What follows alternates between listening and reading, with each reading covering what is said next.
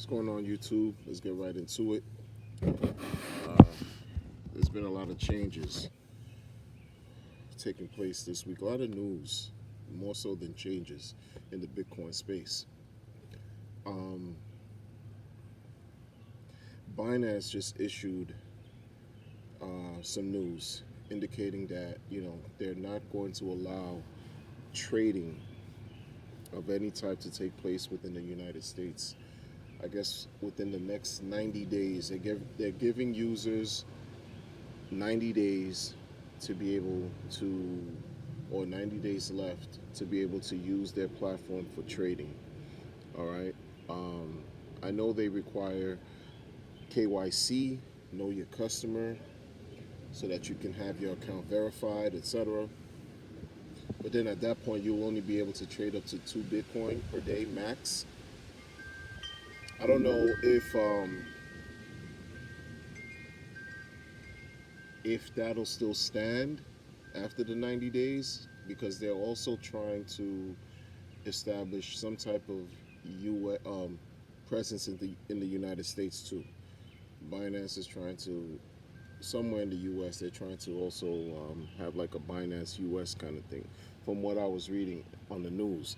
Um, there's just been a lot of news in the cryptocurrency space, and what I'm also hearing is, because a major part of the volume that takes place on Binance comes from the United States, it's affected the price of their BNB coin, you know, in an adverse way. The price dropped an average of 20% today. Maybe it has a lot to do with these news that are not so stellar. Um, Binance, Chao Peng Zhang Zhao or something, CZ. I don't mean to butcher or massacre the man's name.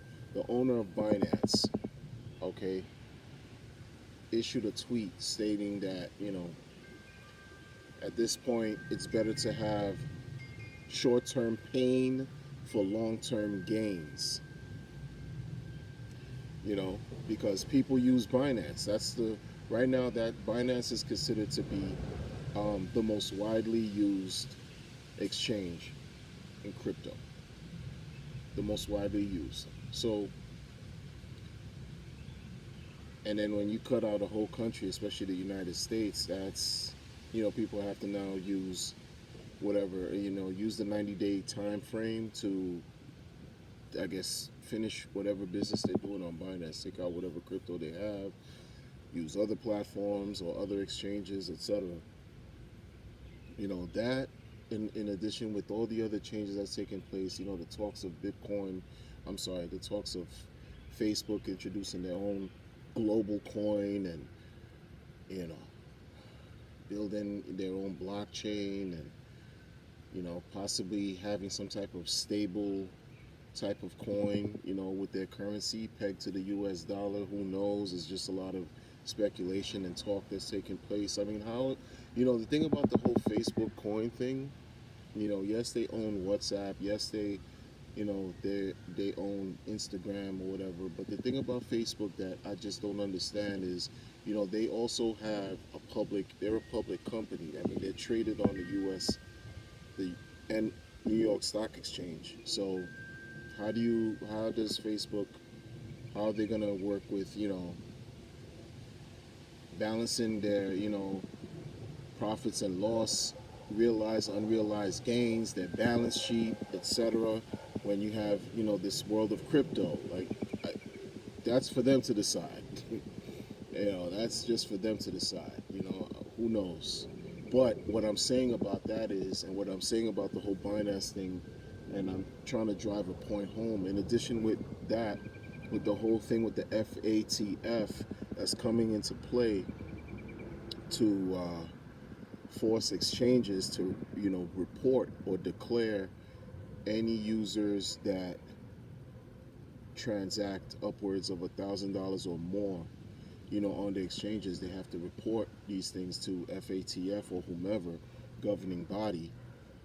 These things are going to have some type of an indelible mark on the cryptocurrency space. It's going to popularize Bitcoin even more. Why I say that is because you can't take things away from people and expect them not to have some type of consequence. You know, if you're telling people that they can't have something, they're going to want that thing even more. You can, you know, it seems like the more people talk about banning crypto, the more governments talk about, you know, taking taking the powers away from their people, their citizens, by siphoning their savings, their money, their monetary accounts, inflicting, you know, tax and strict economic laws, and the dollar value goes down. And you're talking about crypto and banning crypto. You can't have Bitcoin. You know, it's not. It's going to be illegal. Threatening to put people in jail for 10 years. I think that's what they were even talking about in India, threatening to put people who they discover are using crypto to spend 10 years in jail. These things are going to drive the interest that much more higher for them to have Bitcoin, for them to have crypto. It's just, you know, the whatever, just like when Brad Sharon, the congressman from the United States, asked his colleagues to join him in banning cryptocurrency. He actually gave Bitcoin great press by doing that. Whatever he tried to, you know, I guess, whatever result he was looking for to ban the crypto, it actually made the cryptocurrency more popular. And I think at that time, you know, that it shot up a little bit. The price surged. You know, you can't tell people they can't have something and for them not to fight to want or gain what it is that you're telling them they can't want. That's just my opinion. That's just my opinion. It's just how I feel. You know, and it shows because BAKKT now, I think it's a platform that's being introduced by the New York Stock Exchange through ICE, the folks who do own New York Stock Exchange. BAKKT is reportedly about to introduce physical Bitcoin futures July 22nd. You know, Fidelity, we're still waiting on Fidelity to make, you know, to, I guess, for their announcement to come to pass by allowing institutional investors to jump in the Bitcoin space. So what these things are not going to change. You know, you know, you have protocols that are being built to deal with the privacy issues with Bitcoin, because a lot of this stuff, when you're talking about, you know, exchanges that are trying to comply by having KYC and reporting to the FATF, you know, anyone who transacting $1,000 or more, and to fight anti-money laundering. There's a flip side to that, where people are also going to seek using decentralized exchanges. They're going to use VPNs to access to. There's going to be ways, and this is not me promoting, you know, the just nefarious. It's just out there. This is what's out there. This is what's taking place. This is what's going to happen, because you have people who are actually starving, who are struggling, who are, and then, you know, there's just this widespread, like, for example, what I'm trying to say is this: these changes are coming. You know, you have a conglomerate like Facebook that's jumping into the crypto space. That's for a reason, in my opinion, because they can see that blockchain is not going anywhere. It's not going anywhere. It's not disappearing. It's not going anywhere.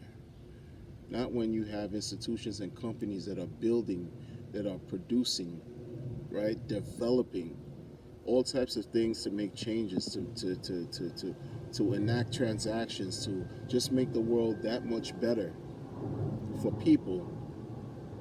The conglomerates and the oligarchs and all these old school, traditional, legacy people, bankings, governments, you know, they're going to be forced to join, to come on board.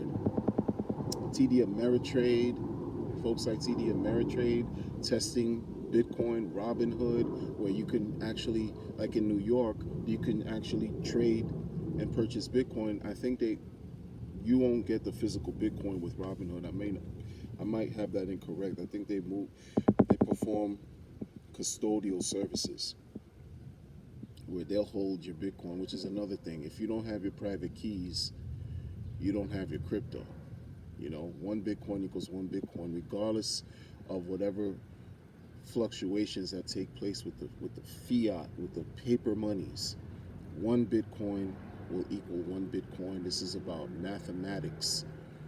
This is about code. This is about the numbers. This is about formulaic expressions, that are solved through hash power and all this kind of stuff. That's just like, wow. Wow, it's amazing. It's amazing. But that's just my spiel for today. I was trying to, recap some of the things that stood out this week in the whole Bitcoin cryptocurrency space, and just watching. It seems like the end of June into July, moving into the summer, it just seems like there's a lot will be expected. There's going to be a lot of change, even though things are cyclical in nature. But there's going to be some undoubted change happening with this market.